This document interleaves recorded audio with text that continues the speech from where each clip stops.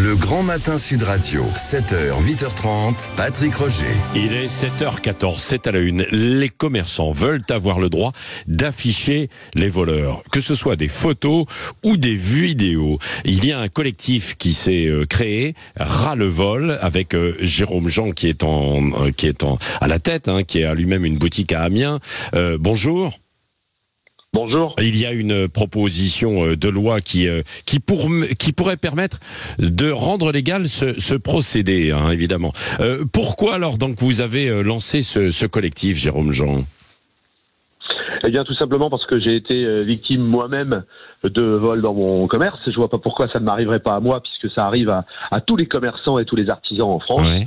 Et j'ai porté plainte. Et puis à la suite d'un échange avec la personne qui m'a reçu au commissariat, et en faisant le constat que j'avais très très peu de chance, voire aucune chance qu'on puisse interpeller les auteurs, voire même les condamner, eh bien j'ai demandé à mon équipe dans mon magasin de prêt-à-porter si ils étaient favorables à ce que je diffuse le visage de ces gens-là, en expliquant que voilà, c'était tout à fait anormal et que je vois pas pourquoi je devrais perdre de l'argent aujourd'hui. Ils m'ont dit oui. Ouais. Donc à partir de là, on a diffusé ces visages et je me suis rendu compte que ça permettait d'identifier au moins une personne sur les trois. Ça nous a permis d'avoir une immatriculation de voiture, et puis ça a aussi permis de pouvoir suivre le parcours qu'avaient utilisé les voleurs, parce qu'il faut être très clair, aujourd'hui on a affaire à des bandes organisées en France qui sont bien plus organisées que ne le sont les forces de police aujourd'hui, parce que ils ont des moyens de communication, et puis surtout parce que voler, c'est leur métier. Ouais. Mais comment vous avez réussi à prendre ces photos, alors à partir de quoi ?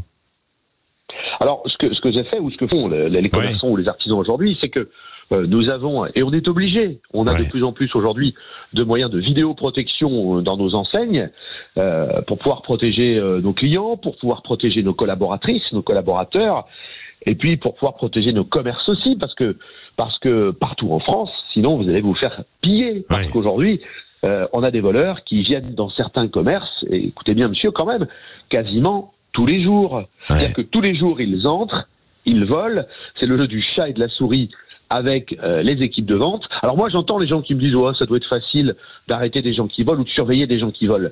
Mais allez voir ce qui se passe dans les commerces et vous allez voir que les bandes sont organisées et elles savent comment faire. Donc c'est compliqué. Et là, à partir des vidéos, donc vous remontez la vidéo et vous pouvez voir qui a volé, quoi. Mais est-ce qu'il y a, vous pouvez avoir un doute, quoi, non ? Pas forcément ? Bah écoutez, si vous prenez les images du magasin dont j'étais propriétaire, je vous les montrerai. Si vous ne les avez pas déjà vues, vous avez le droit de me dire que vous avez un doute. Mais alors dans ces cas-là, on sera jamais d'accord. D'accord. Le problème, si vous voulez, c'est que on est sur du flagrant délit. On n'est pas sur des hypothèses. Les images de vidéosurveillance sont très claires. C'est d'ailleurs pas un hasard si le gouvernement français a fait voter un amendement pour que lors des Jeux Olympiques, les images de vidéosurveillance, de reconnaissance faciale soient utilisées partout sur le territoire français. C'est que l'image aujourd'hui est une véritable preuve tangible, fiable, et dont il faut tenir compte aujourd'hui très clairement. Oui, c'est ça. Que vous disaient les policiers au commissariat quand vous y êtes allés, à la fois sur vos vols et puis sur le fait peut-être d'utiliser ces images ? Les policiers, si on met un micro ou une caméra, ils seront régalistes. Donc, c'est-à-dire légalistes en défendant aujourd'hui la loi et la justice. Donc, c'est quelque chose qui n'est pas autorisé. Aujourd'hui, on peut être menacé d'une condamnation de 45 000 € d'amende et d'un an de prison. Mais à un moment, est-ce qu'on peut revenir à l'origine de tout ça ? Quand est-ce qu'on va condamner les voleurs ? Donc, les policiers, ils seraient d'accord sur le principe pour en tous les cas pouvoir intervenir de façon plus régulière. Mais encore faut-il qu'ils aient les moyens. Vous avez des milliers et des milliers de voleurs partout en France, dont je rappelle que c'est le métier, mais la police, elle a les homicides, les violences conjugales, elle a déjà beaucoup à faire, les accidents de la route. Comment voulez-vous qu'elle puisse intervenir dans tous les commerçants, à Paris, à Lyon, à Marseille, à Lille, à Grenoble ? Ça n'est plus possible. Aujourd'hui, c'est un vrai fléau qui a pris une ampleur considérable en France.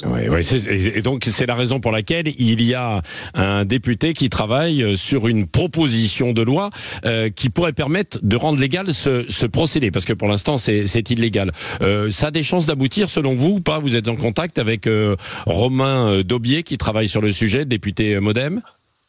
Bien sûr qu'on est en contact avec Romain Daubier. Est-ce que ça a des chances d'aboutir? Nous on défend totalement. On est dans un pays où on a parfois un petit peu du mal à accepter tout ce qui pourrait avoir une vision progressiste.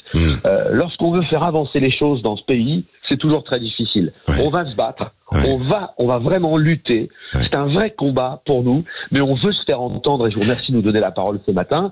Les vols sont un fléau en France, et je vais vous dire, pas que pour les commerçants, pas que pour les artisans, pour toute la France, il y a un climat insécuritaire qui doit s'arrêter. Et qui est souvent considéré comme quelque chose qui ne choque plus finalement. C'est rentré dans les mœurs, c'est devenu banal, quoi. C'est ce que disent certains, notamment des commerçants, Jérôme Jean.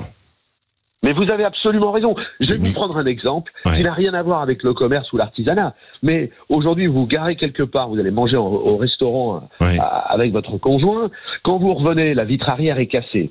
On a volé ce qu'il y avait à l'intérieur de votre véhicule. Monsieur, vous allez porter plainte, pourquoi?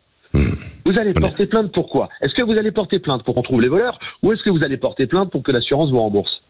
Oui, c'est pour l'assurance, quoi, bien sûr, quoi. Pas forcément pour retrouver.